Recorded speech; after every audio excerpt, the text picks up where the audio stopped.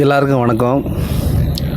தேர்தல் 2026 சீரும் சிறப்பாகவும் செயல்பட்டது. சில இடத்துல கலவரங்கள் நடந்தாலும் ஓரளவு நல்லாவே செயல்பட்டது. அதே சமயம் 85.7% வாக்கு பெற்று ஒரு மாற்றத்தை நோக்கி போய்கிட்டுருக்கு. இது நல்ல விஷயம். ஆனால் இந்த பறக்கும் படைன்னு செயல்பட்டுச்சு. அது ஏன் செயல்பட்டுச்சுன்னு இப்போ வரைக்கும் தெரியலை. ஏன்னா அது செயல்பட்டுமே 8 கோடி வாழ்கிற தமிழ்நாட்டில் ஒருத்தங்க வீட்டுக்கும் பணம் போயிருக்கு. அப்போ இது யாரோட தப்பு? இது தேர்தல் ஆணையத்தோட படுதோல்வி, பறக்கும் படையோட தோல்வி. ஏன்னா பறக்கும் படையோட நோக்கம் என்ன? காரில் போகிறவன், ஏழைப்பாலை, காய் விற்கிறவன், கனி விற்கிறவன், தான் வீட்டுக்கு பணம் செலவு கொண்டு போகிறவங்க தான் டார்கெட் பண்ணாங்களே தவிர மற்றபடி எந்த ஒரு அரசியல்வாதிக்காரையோ அவங்க பெருசாக ஈடுபடுத்திக்கலை. அவங்க தெருவாக பார்த்துருந்தாவே பிடிச்சிருந்துருக்கலாம். யாரையும் அவங்க பிடிக்கலை.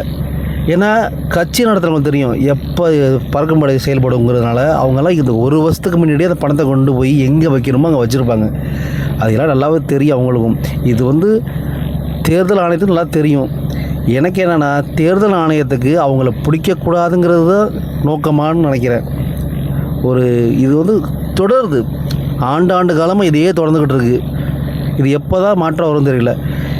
அதே சமயம் தேர்தல் ஆணையம் ஆள் மாற்றுறாங்க தவிர தேர்தல் ஆணையத்தோட வேறு செயல்பாடு மாறலை. அப்படியே தான் இருக்குது. இது மாறணும், இது மாற்றணும்.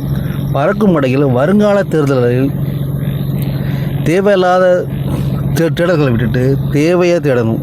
எங்கே இருக்குது நல்லாவே அவங்களுக்கு தெரியும். ஆளுங்கட்சி எதிர்கட்சி இதுக்கு முன்னாடி ஆண்ட கட்சின்னு பார்க்காம சாமானிய மக்களையும் எப்படி பார்க்குறாரோ அதே மாதிரி அனைவரையும் பார்க்கணும். இதுக்கு அவங்க ஒரு மாற்றத்தை கொண்டு வரணும். ஏன்னா தேர்தல் ஆணையங்கிறது மத்திய அரசு கட்டுப்பாட்டில் கிடையாது. அப்படி செயல்படக்கூடாது. மாநில கட்சியும் தடை கிடையாது, மாநில கட்சிக்கும் கட்டுப்பாடு கிடையாது. அது தனி சுதந்திரமாக செயல்படுதுன்னு நினைக்கிறோம். ஆனால் பறக்கும் படையோட செயல்பாட்டை பார்த்தா அப்படி இல்லை. இந்த தேர்தல் முடிஞ்சிட்டு ஆனால் அவங்களோட உழைப்பு இல்லாமல் இல்லை. ஏன்னா காலையிலேருந்து வெயில் மழையில் பார்க்காம இரவு பகல் பார்க்காம செயல்பட்டாங்க.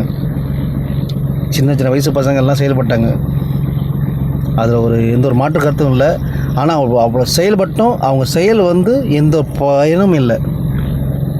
இது அவங்களோட அறியாமையை செயல்படுத்துகிற மாதிரி இல்லை, தெரிஞ்சு செயல்படுற மாதிரி இருக்குது. போகிற வர காரை மறைச்சிக்கிட்டு பைக்கை மறைச்சிக்கிட்டு பார்க்குறாங்க தவிர எங்கே பணம் பட்டுவாளா ஆகுது ஒரு சின்ன குழந்தை கூட தெரியும். எலெக்ஷன் பூத்துக்கு அருகிலே பணம் பட்டுவாளா ஆகிட்டு இருக்கு.